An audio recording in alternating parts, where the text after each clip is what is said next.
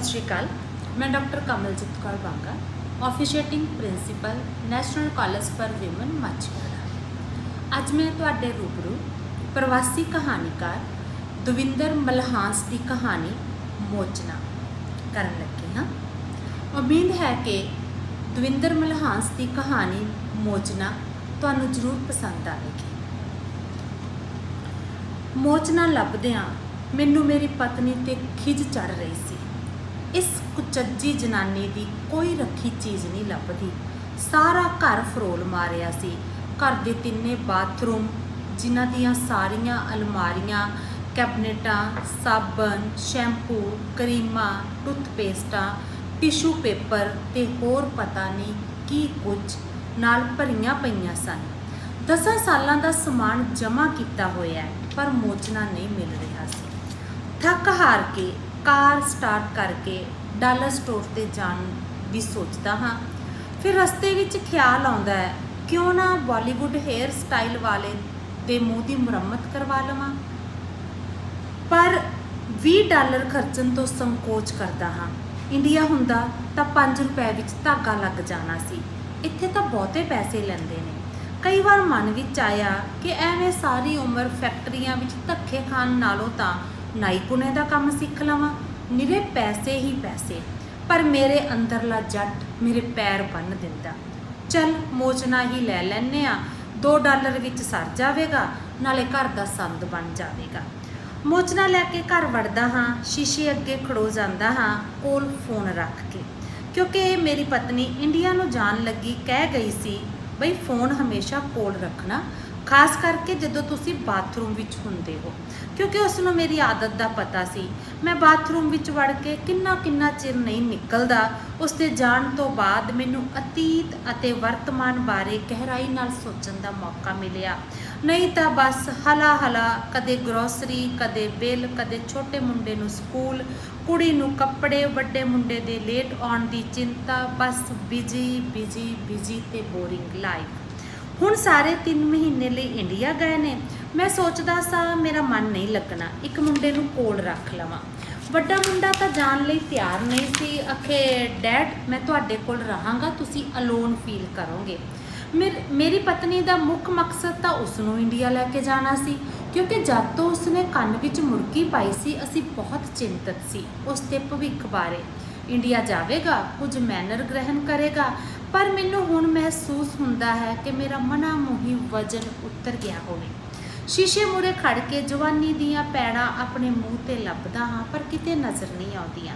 कहंदे ने 2.5 दिन तां भेड ते भी आउंदी है, पर इत्थे तां 2.5 मिनट भी नहीं आई लगदी।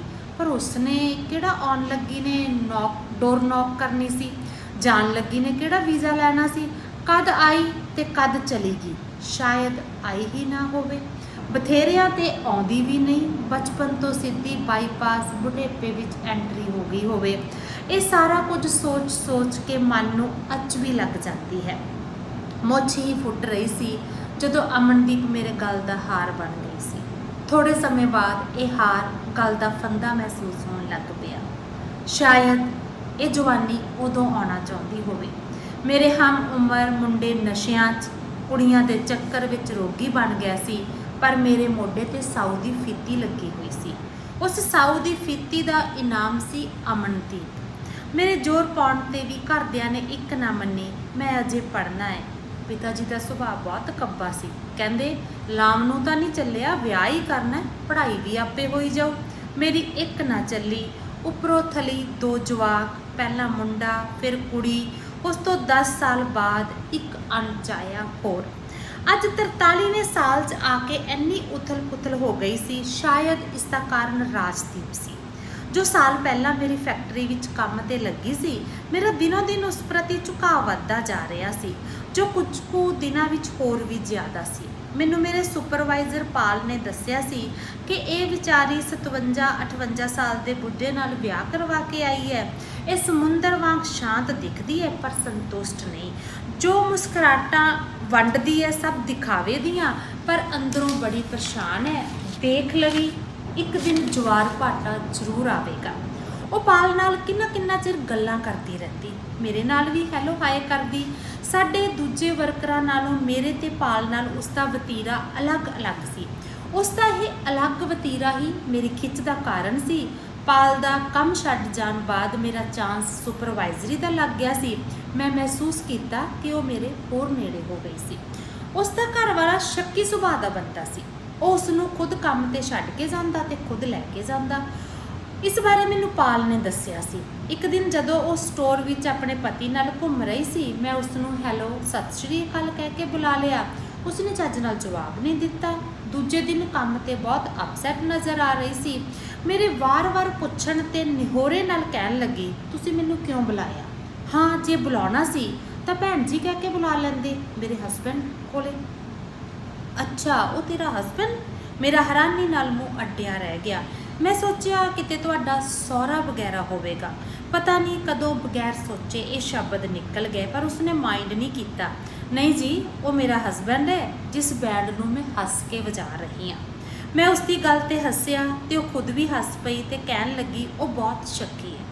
ਉਸ ਦੀ ਪਹਿਲੀ ਪਤਨੀ 2 ਜਵਾਨ ਬੱਚਿਆਂ ਨੂੰ ਛੱਡ ਕੇ ਟੋਰਾਂਟੋ ਜਾ ਵਸੀ ਆਪਣੇ ਯਾਰ ਨਾਲ। ਇਸ ਲਈ ਉਸ ਦਾ ਔਰਤ ਜਾਤ ਤੋਂ ਵਿਸ਼ਵਾਸ ਹੀ ਉੱਠ ਗਿਆ। ਅਖੇ ਕਰੇ ਕੋਈ ਭਰੇ ਕੋਈ। ਇੱਕ ਦਿਨ ਮੈਨੂੰ ਆਪਣੀ 1.5 ਸਾਲ ਦੀ ਬੱਚੀ ਦੀ ਤਸਵੀਰ ਦਿਖਾਉਂਦੀ ਬੋਲੀ, ਤੁਸੀਂ ਦੱਸੋ ਕੁੜੀ ਕਿਹਦੇ ਵਰਗੀ ਹੈ? ਮੈਂ ਕਿਹਾ, ਹੂਬਹੂ ਤੇਰੇ ਵਰਗੀ। ਪਹਿਲਾਂ ਹੱਸੀ ਤੇ ਫਿਰ ਇੱਕਦਮ ਗੰਭੀਰ ਹੋ ਗਈ। ਮੇਰਾ ਹਸਬੈਂਡ ਕਹਿੰਦਾ ਰਹਿੰਦਾ ਹੈ ਕਿ ਫਲਾਣੇ ਵਰਗੀ ਹੈ, ਧਿਮਕੇ ਵਰਗੀ ਹੈ। ਉਹ ਰੋਜ਼ ਇਸੇ ਗੱਲ ਦਾ ਝੱਜੂ ਪਾਉਂਦਾ ਹੈ। ਉਸਨੇ ਮੇਰਾ ਜੀਣਾ ਦੁੱਬਰ ਕੀਤਾ ਹੋਇਆ ਹੈ। ਦੇਖ ਲੈਣਾ, ਇਹ ਬੁੱਢਾ ਇੱਕ ਦਿਨ ਮੇਰੀ ਜਾਨ ਲੈ ਲਵੇਗਾ ਤੇ ਤੁਸੀਂ ਲੋਕ ਦੇਖਦੇ ਰਹਿ ਜਾਵੋਗੇ। ਉਸ ਦੀਆਂ ਅੱਖਾਂ ਵਿੱਚੋਂ 2 ਅੱਥਰੂ ਟਪਕ ਕੇ ਲਾਲ ਸੂਈਆਂ ਗੋਲ-ਗੋਲ ਗੱਲਾਂ ਤੇ ਆ ਗਏ।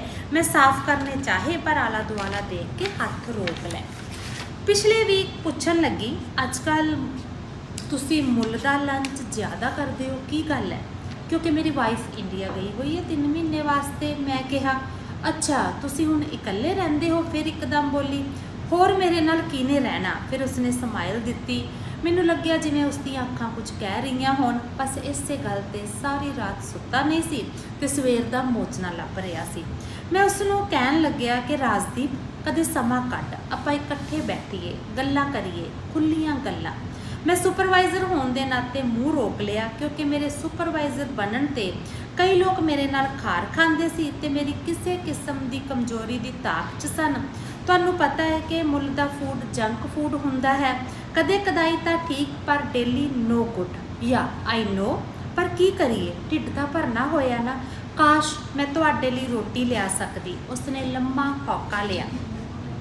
ਇੱਕ ਮੋਟਾ ਵਾਲ ਮੋਚਨੇ ਨਾਲ ਖਿੱਚਦਿਆਂ ਮੇਰੇ ਮੂੰਹੋਂ ਹਾਏ ਨਿਕਲੀ। ਫਿਰ ਆਪਦੇ ਆਪ ਵਿੱਚ ਹੱਸਿਆ।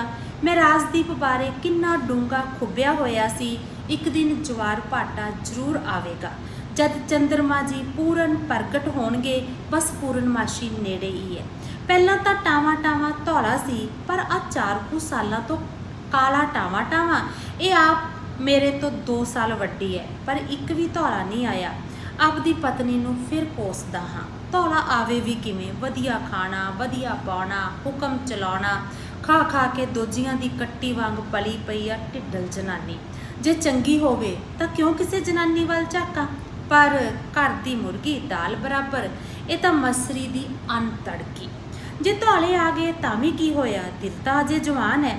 ਮੈਂ ਇੱਕ ਜਰਮਨੀ ਬੁੱਕ ਪੜ੍ਹੀ ਸੀ। ਉਸ ਵਿੱਚ ਲਿਖਿਆ ਸੀ, ਔਰਤ 30 ਨੂੰ ਟੱਪ ਕੇ ਤੇ ਮਰਦ 40 ਨੂੰ ਟੱਪ ਕੇ ਅਸਲ ਜਵਾਨ ਹੁੰਦਾ ਆ। ਇਸ ਲਈ ਅਸਲ ਜਵਾਨ ਤਾਂ ਮੈਂ ਹੁਣ ਹੀ ਹੋਇਆ। ਆਖਰ ਇਹ ਗੱਲ ਮੈਨੂੰ ਧਰਵਾਸ ਦੇ ਦਿੰਦੀ। 40 ਨੂੰ ਟੱਪ ਕੇ ਅਸਲੀ ਅਕਲ ਆਉਂਦੀ ਹੈ, ਕਿਉਂਕਿ ਇਨਸਾਨ ਉੱਚੀ ਪਹਾੜੀ ਦਾ ਸਫ਼ਰ ਤੈਅ ਕਰਕੇ ਇੱਕ ਵੱਡਾ ਸਟਾਪ ਕਰਦਾ ਆ। ਪਹਾੜੀ ਦੀ ਚੋਟੀ ਤੇ ਅੱਗੇ ਢਲਾਨ ਹੈ। ਉਸ ਢਲਾਨ ਤੋਂ ਬੁਢਾਪੇ ਦੀ ਡੂੰਘਾਈ ਸਾਫ਼ ਨਜ਼ਰ ਆਉਂਦੀ ਹੈ। ਪਿੱਛੇ ਵੱਲ ਦੇਖਦੇ ਹਾਂ ਤਾਂ ਢਲਾਨ ਤੇ ਬਚਪਨ ਤੇ ਜਵਾਨੀ ਦੀਆਂ ਖੱਟੀਆਂ ਮਿੱਠੀਆਂ ਯਾਦਾਂ ਦਿਖਾਈ ਦੇ ਰਹੀਆਂ ਨੇ। ਮੇਰੀ ਪਹਾੜੀ ਦੀ ਚੜ੍ਹਾਈ ਜ਼ਿਆਦਾ ਪਥਰੀਲੀ ਤੇ ਕੰਢਿਆਂ ਵਾਲੀ ਸੀ। ਸ਼ਾਇਦ ਇਸੇ ਲਈ ਸੁਸ਼ੀਲ, ਮੇਰਾ ਹਮ ਉਮਰ ਸੀ, ਕਹਿ ਰਿਹਾ ਸੀ, ਯਾਰ ਬਹੁਤ ਜੀ ਕਰਦਾ ਹੈ ਕਿਸੇ ਨਾ ਕਿਸੇ ਨਾਲ ਲਵ ਸਟੋਰੀ ਕਾਇਮ ਕੀਤੀ ਜਾਵੇ। ਸਾਰੀ ਉਮਰ ਐਸਾ ਕੁਝ ਨਹੀਂ ਕੀਤਾ, ਲੱਗਦਾ ਐਵੇਂ ਫੋਕਟ 'ਚ ਬੁੱਢੇ ਹੋ ਜਾਣਾ ਆ। ਇਸ ਗੱਲ ਬਾਰੇ ਉਹ ਕਾਫੀ ਗੰਭੀਰ ਸੀ।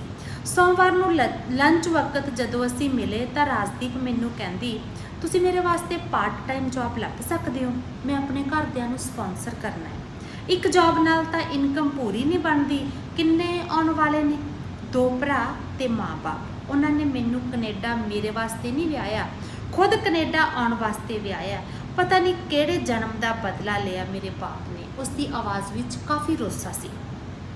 ਹੁਣ ਜਦ ਵੀ ਫੋਨ ਆਊ ਆਖਣਗੇ ਸਾਡਾ ਕਦ ਤੱਕ ਬਣ ਜੂ, ਜਿਵੇਂ ਮੇਰੇ ਹੱਥ ਵਿੱਚ ਹੋਵੇ। ਬਸ ਹੁਣ ਤਾਂ ਮੈਨੂੰ ਉਸੇ ਦਿਨ ਦੀ ਉਡੀਕ ਹੈ। ਕਹਿੰਦੇ ਨੇ ਹੁਣ ਫੈਮਿਲੀ ਕੇਸ ਨੂੰ 3-4 ਸਾਲ ਲੱਗ ਜਾਂਦੇ ਨੇ। ਇੰਨਾ ਟਾਈਮ ਕਿਵੇਂ ਲੰਘੇਗਾ? ਉਸਨੇ ਹੌਕਾ ਲਿਆ। ਕੋਈ ਗੱਲ ਨਹੀਂ, ਮੈਂ ਅੱਜ ਹੀ ਕੰਮ ਤੋਂ ਜਾ ਕੇ ਤੇਰੇ ਲਈ ਪਾਰਟ ਟਾਈਮ ਜੌਬ ਲੱਭਾਂਗਾ। ਤੂੰ ਮੈਨੂੰ ਫ਼ੋਨ ਨੰਬਰ ਦੇ ਦੇ, ਮੈਂ ਤੈਨੂੰ ਘਰੇ ਹੀ ਦੱਸ ਦੇਵਾਂਗਾ। 285 ਉਹ ਸੌਰੀ, ਰਹਿਣ ਦੇਵੋ ਫ਼ੋਨ ਨੰਬਰ ਨੂੰ, ਕੱਲ ਨੂੰ ਕੰਮ ਤੇ ਹੀ ਦੱਸ ਦਿਓ। ਉਸਨੇ ਫੋਕੀ ਸਮਾਈਲ ਦਿੱਤੀ।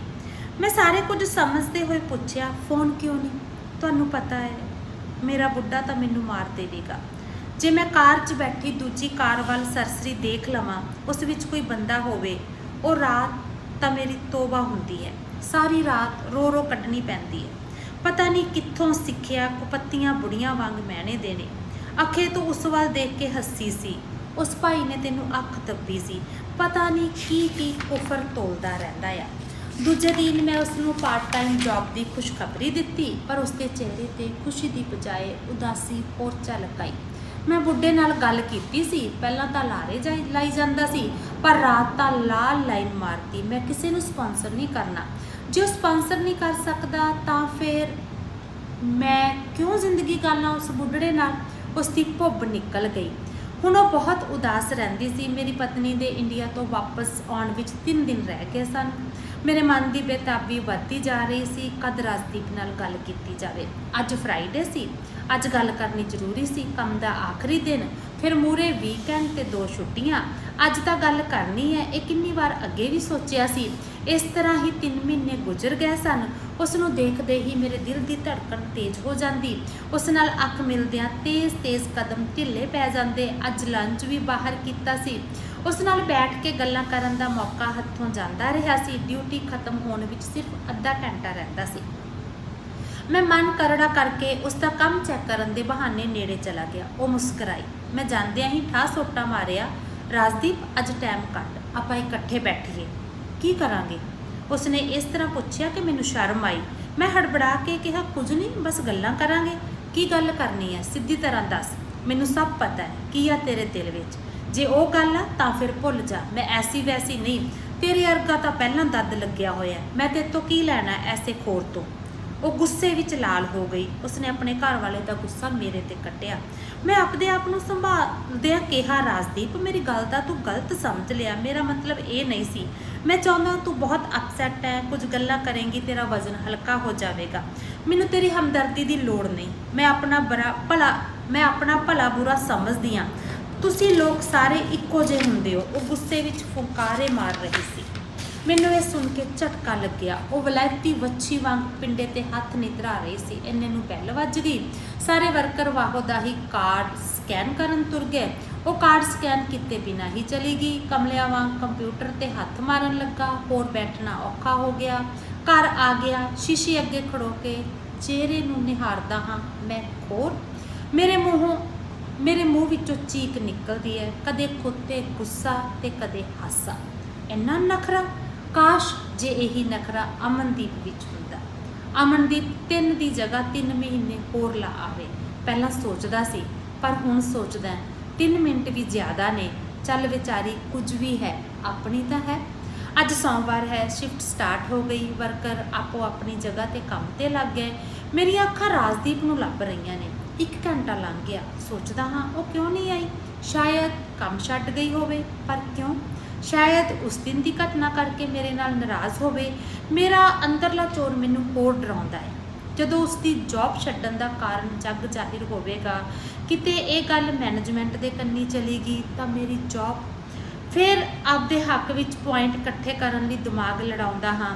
ਇਸੇ ਸਟ੍ਰੈਸ ਦੀ ਘੁੰਮਣ ਘੇਰੀ ਵਿੱਚ ਹੈੱਡ ਆਫਿਸ ਵਿੱਚੋਂ ਉਸ ਦਾ ਫ਼ੋਨ ਨੰਬਰ ਦੀ ਫਾਈਲ ਕਢਵਾਉਂਦਾ ਹਾਂ। ਉਸ ਦਾ ਫ਼ੋਨ ਨੰਬਰ ਨੋਟ ਕਰਕੇ ਆਪਣੇ ਦਫ਼ਤਰ ਵਿੱਚ ਜਾਂਦਾ ਹਾਂ। ਫ਼ੋਨ ਘੁਮਾ ਕੇ ਫਿਰ ਕੱਟ ਦਿੰਦਾ ਹਾਂ। ਹਿੰਮਤ ਨਹੀਂ ਪੈਂਦੀ ਉਸ ਨਾਲ ਗੱਲ ਕਰਨ ਦੀ। ਫਿਰ ਕੁਝ ਸੋਚ ਕੇ ਪਾਲ ਦੇ ਸੈੱਲ 'ਤੇ ਫ਼ੋਨ ਕਰਦਾ ਹਾਂ। ਆਨਸਰ ਮਸ਼ੀਨ ਬੋਲ ਰਹੀ ਹੈ। ਫਿਰ ਪਾਲ ਦੇ ਘਰੇ ਫ਼ੋਨ ਕਰਦਾ ਹਾਂ। ਉਸ ਦੀ ਵਾਈਫ ਜੋ ਮੈਨੂੰ ਇੱਕ ਵਾਰ ਸਟੋਰ ਤੇ ਪਾਲ ਨਾਲ ਮਿਲੀ ਸੀ ਫੋਨ ਚੁੱਕਦੀ ਹੈ। ਭੈਣ ਜੀ ਪਾਲ ਭਾਜੀ ਘਰੇ ਨੇ, ਉਹਨਾਂ ਨਾਲ ਗੱਲ ਕਰਾਇਓ। ਭਾਜੀ ਪਾਲ ਤਾਂ ਮਰ ਗਿਆ। ਇੱਕਦਮ ਝਟਕਾ ਲੱਗਦਾ ਹੈ। ਸੱਚ ਭੈਣ ਜੀ? ਕਦੋਂ, ਕਿਵੇਂ? ਪਰਸੋਂ ਸ਼ੁੱਕਰਵਾਰ ਨੂੰ। ਪਾਲ ਦੀ ਵਾਈਫ ਦੀ ਆਵਾਜ਼ ਗੁੱਸੇ ਵਿੱਚ ਕੰਬਦੀ ਹੈ। ਭੈਣ ਜੀ ਕੀ ਗੱਲ ਹੋ ਗਈ, ਦੱਸੋ ਤਾਂ ਸਹੀ। ਮੈਂ ਹੱਕਾ ਬੱਕਾ ਹੋ ਕੇ ਪੁੱਛਦਾ ਹਾਂ। ਕੀ ਦੱਸਾਂ ਭਰਾਵਾ, ਸਾਨੂੰ ਤਾਂ ਉਸ ਕੰਜਰ ਨੇ ਦੱਸਣ ਜੋਗਾ ਵੀ ਨਹੀਂ ਛੱਡਿਆ। ਕੋਈ ਰੰਡੀ ਦੀਪੋ ਆ, ਉਹਦੇ ਨਾਲ ਪਤਾ ਨਹੀਂ ਕਿੱਥੇ ਖੇ ਖਾਂਦਾ ਫਿਰਦਾ। 3 ਦਿਨ ਹੋ ਗਏ ਮੈਨੂੰ ਰੋਂਦੀ ਕੁਰਲਾਉਂਦੀ ਨੂੰ। ਮੈਂ ਕਿੱਥੇ ਕਿੱਥੇ ਨਹੀਂ ਲੱਭਿਆ। ਫਿਰ ਤੁਹਾਡੇ ਹੀ ਕਿਸੇ ਕੰਮ ਕਰਨ ਵਾਲੇ ਨੇ ਦੱਸਿਆ ਭਈ ਉਹ ਤਾਂ ਦੀਪੋ ਬੇਕਰੀ ਵਾਲੀ ਨੂੰ ਕਾਰ 'ਚ ਬਿਠਾਈ ਫਿਰਦਾ ਸੀ ਐਵਨਿਊ ਤੇ। ਓ ਮਾਈ ਗॉड, ਇਸੇ ਲਈ ਕੰਮ ਤੇ ਨਹੀਂ ਆਈ, ਕਹਿ ਕੇ ਫੋਨ ਕੱਟ ਦਿੰਦਾ ਹਾਂ। ਧੰਨਵਾਦ। ਚੌਹਾਨ ਇੰਟਰਟੇਨਮੈਂਟ, ਤੁਹਾਡਾ ਆਪਣਾ, ਤੁਹਾਡੇ ਲਈ।